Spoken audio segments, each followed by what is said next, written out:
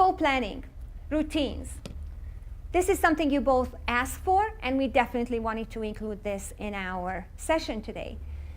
So this is something that Maria and I have developed based on a lot of conversations and observations with teachers.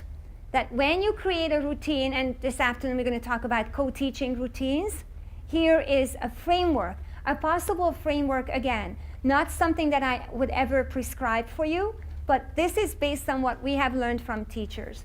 So number one is organization. You really have to be organized for co-teaching. So co-planning, access to materials, access to curriculum maps, scope and sequence guides.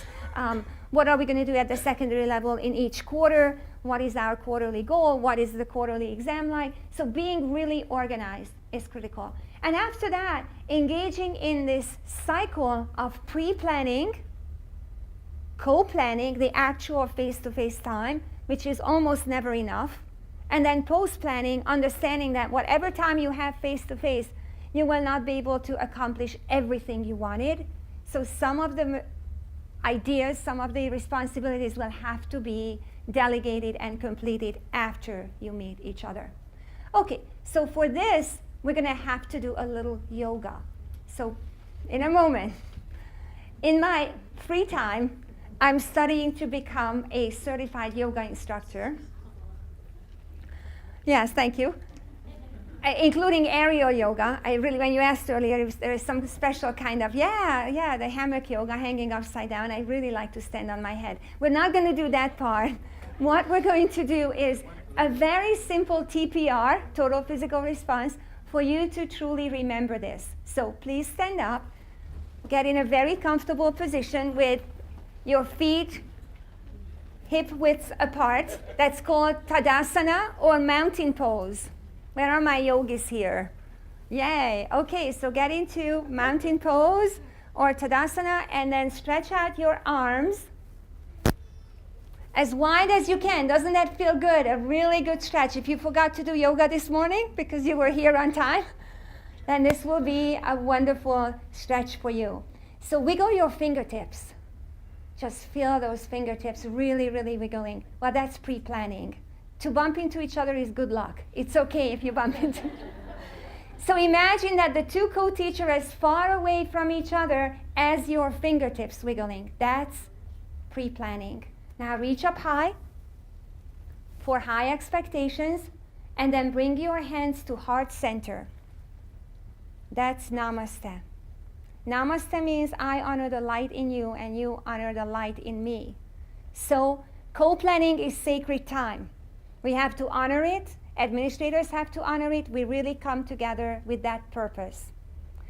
But it won't be too long, so we're getting out of Namaste. We're going back on the top of the mountain. Reach up high to remember high expectations, and then stretch your arms back out. Wiggling your fingertips for post-planning. Relax your arms.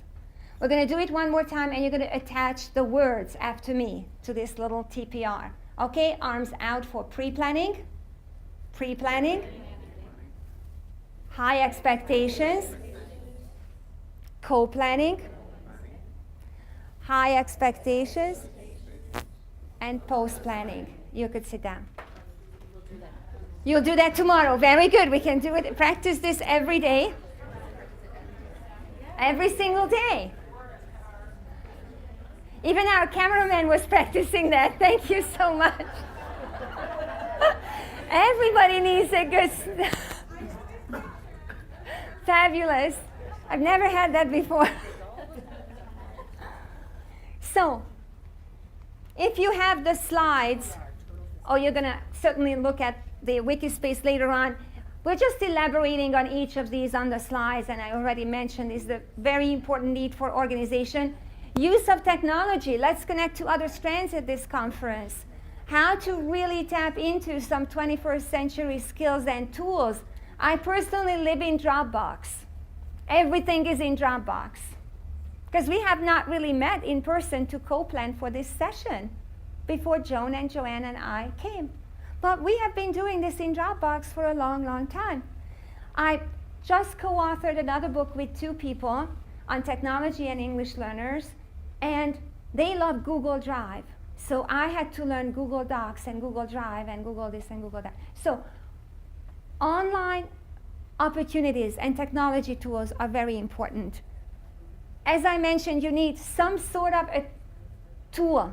It could be a curriculum map for an entire year, a year at a glance. It's a high school beginning ESL map from Lawrence schools. Some teachers like a shorter glance at a map, such as a week at a glance, a month at a glance, maybe a unit at a glance. Some like to establish a weekly routine because they can't get together every single day to plan out the nitty-gritty.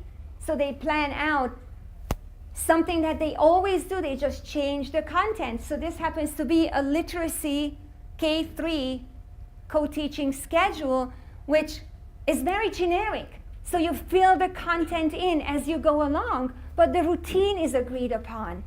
And then other teachers said to me, oh, this is very nice. Oh no, this was the answer to that, sorry. So when I was working with teachers with this template, which requires daily content and language objectives, as Joan was presenting earlier, they said to me, but how about if we always do the same thing on Monday and something similar on Tuesdays and something similar on Wednesdays? And I very much supported that because that showed a shared ownership and understanding of establishing a routine. And this is an example of that. And of course, you could use a daily lesson planning tool as well. So this is all on Wikispace. So pre-planning, what can you do during that time? You could certainly agree on the content and language objectives. What will be some target difficult concepts or language? And I have evidence that this is real. I did not just make it up. So 2 teachers allowed me, high school teachers, Almont High School, Stacy and Catherine. They came together for a co-planning coaching session that I facilitated. And I asked them to act out this pre, co, and post-planning cycle in real life. So they came so prepared, they actually came with their portions typed up. It's okay if you can't see from where you are seated, but you are able to see how some things are crossed out, some things are added, and this vocabulary matching activity is completely redesigned as a partially completed graphic organizer. So you could also see that it's sketched out. They did not finish it. They're going to finish it once they go off during the post-planning cycle.